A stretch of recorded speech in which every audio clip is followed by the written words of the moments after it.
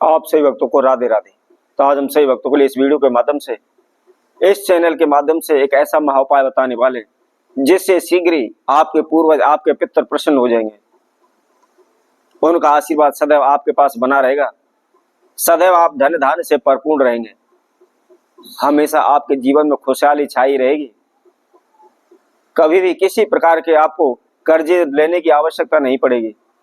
आप कर्जे से परेशान नहीं होंगे। धन एवं वंश में आपके वृद्धि होती चली जाएगी। आपके घर में, आपकी कुंडली में चाहे कितना भी बड़ा से बड़ा पितृ दोष हो, वह भी शीघ्र दूर हो जाएगा। चाहे आपने पितरों की किसी भी प्रकार से कोई भी पूजा कराई हुई है, नारायण बलि कराई हुई है, पितृ गायत्री जाप कराए हुए हैं, पिंडदान कराए हुए हैं, तर्पण कराए हुए हैं या त्रैपेक्षिक श्राद्ध कराए हुए हैं, जो भी आपने पूजा कराई हुई है, लेकिन फिर भी आपका पितृदोष पीछा नहीं छोड़ रहा, तो इस उपाय को करने से शीघ्र ही आपके घर के में से, आपके ऊपर से बड़े से बड़ा पितृदोष दूर हो जाएगा। शीघ्र ही आपके पितरों का आशीर्वाद आपके पास होगा और आपको शीघ्र ही अपने पितरों के दर्शन हो जाएंगे। जो भी इच्छा है, जो भी मनोकामना शीघ्र पूर्ण हो जाएंगे। शीघ्र ही आपके सभी कार्य पूर्ण होने लग जाएंगे। यह बहुत ही छोटा सा प्रयोग है, बहुत ही साधारण सा यह प्रयोग है। इसको घर पर ही करना है, कहीं भी आपको जाने की आवश्यकता नहीं पड़ेगी। कोई भी आपको मंत्र जाप करने की आवश्यकता नहीं पड़ेगी। किसी प्रकार का अधिक खर्चा आपको करने की इसमें आवश्यकता नहीं पड़ेगी। शीघ्र ही आपकी सभी समस्याओं का समाधान हो जाएगा। शीघ्र ही आपके सभी कार्य पूर्ण होने लगेंगे। सदैव आपके धन धान में बरकत होती रहेगी। आपके वंश में वृद्धि होती रहेगी। किसी प्रकार के कारोबार व्यापार में आपको हानि नहीं होगी। तो इस प्रयोग को कैसे करना है, किस समय पर करना है, क्या इसकी विधि है, इसकी जानकारी के लिए आप हमारी इस वीडियो को संपूर्ण सुने।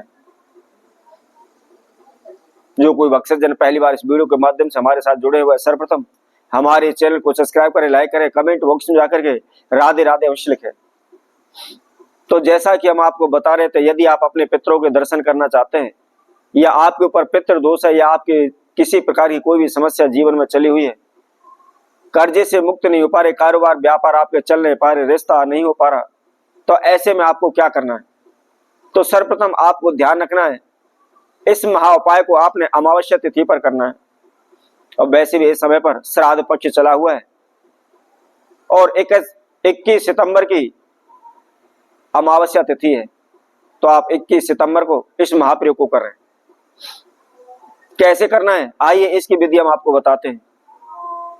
आपको क्या करना है, सर्वप्रथम आपको ध्यान रखना है, अमावस्या तिथि से एक दिन पहले अर्थात चतुर्दशी तिथि के समय पर संध्या के समय सूर्यास्त के बाद आपने एक घी का दीपक लेना है और उसके साथ साथ थोड़े से अक्षत लेने, उसके अंदर आप हल्दी मिला लें, उनको पीले कर लें।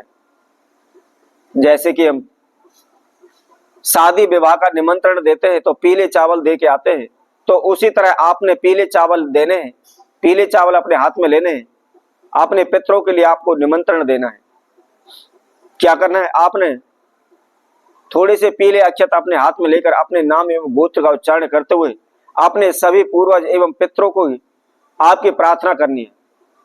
क्या बोलना है, अमुक नाम अमुक गोत्र से कि हे प्रभु, हमारे वंश के जो भी पितर, जो भी पूर्वज हैं, मैं आप सभी का आह्वान करता हूँ, आपको निमंत्रण देता हूँ। आप कल हमारे घर पधारें और आपके जो भी भोग है उनको आप स्वीकार करें। हमसे कोई भी गलती हुई है, कोई अपराध हुआ है तो क्षमा करें। आप शीघ्र ही हमें दर्शन दें, हमारी मनोकामना को पूर्ण करें। इस तरह प्रार्थना करने के बाद जो अपने घर का मुख्य द्वार है, उस मुख्य द्वार पर और सीधे हाथ की तरफ वहां उन अक्षतों को रख दें और उन अक्षतों के ऊपर आप उस घी का जो दीपक आपने बनाया हुआ है उसको रखकर वहां जला दें। बस यही करना है, केवल आपको निमंत्रण देना है। अब आपने अगले दिन यानी अमावस्या तिथि वाले दिन सुबह के समय पर सूर्य उदय से पहले उठकर नहा धोकर के फ्रेश हो जाए, धुले हुए वस्त्र धारण करें, घर में सफाई करें। उसके बाद जहां भी आपने अपने पितरों का स्थान दिया हुआ है, यदि पितरों का स्थान नहीं दिया तो कोई बात नहीं, जहां भी आपका पूजा रूम है मंदिर में, उसी के एक साइड में आपने कोई लकड़ी का पटरा वगैरह बिछा लेना है और उसके ऊपर थोड़े से अक्षत अपने पितृदेव पूर्वजों का आह्वान करते हुए, नाम एवं गोत्र का उच्चारण करते हुए वहां रख दें। उसके बाद एक घी का दीपक आप लें और घी का दीपक लेकर के वहां प्रज्वलित कर दे, वहां जला लें। अब आपको क्या करना है, थोड़ी सी आपको गोसे की अग्नि तैयार करनी है। जो गोबर के द्वारा तैयार होता है, जो उपला होता है, आपने एक उपला लेना है और उसकी आपने आग तैयार करनी है। आग तैयार करने के बाद आपने जहां दीपक जलाया हुआ है, पितरों का स्थान दिया हुआ है, उसी के सम्मुख रख लें और थोड़ा सा घी उस अग्नि के ऊपर डालकर को आप उसको प्रज्वलित कर लें। लेकिन ध्यान रखें, जो गोसे की अग्नि है, जो उपले की अग्नि आपने बनाई हुई है, उसको सीधा आप माचिस की तीली से ना जलाएं। जो भी आपने जोत जलाई हुई है, उसी जोत में से लेकर के आप किसी भी कपूर की सहायता से उसको जला लें। अब आपको क्या करना है, 5 लड्डू आपको लेने हैं। बूंदी के जो लड्डू होते हैं, साधारण जो लड्डू होते हैं, उनको आपने लेना है। सर्वप्रथम पहले लड्डू में से आपने थोड़ा सा तोड़ना है और अपने नाम एवं गोत्र का उच्चारण करना है और उसके बाद प्रार्थना करनी है कि हे प्रभु, हमारे वंश के जो भी अहूत महाराज है वह अपना भोग स्वीकार करें।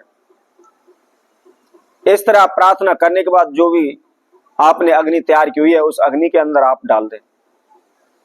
इसी तरह आपने दूसरे लड्डू में से तोड़ना है और तोड़ करके प्रार्थना करनी कि प्रभु, हमारे वंश के जो भी प्रेत महाराज हैं वह अपना भोग स्वीकार करें। और इस तरह प्रार्थना करने के बाद दूसरे लड्डू में से थोड़ा सा तोड़ करके अग्नि में छोड़ दें। उसी तरह से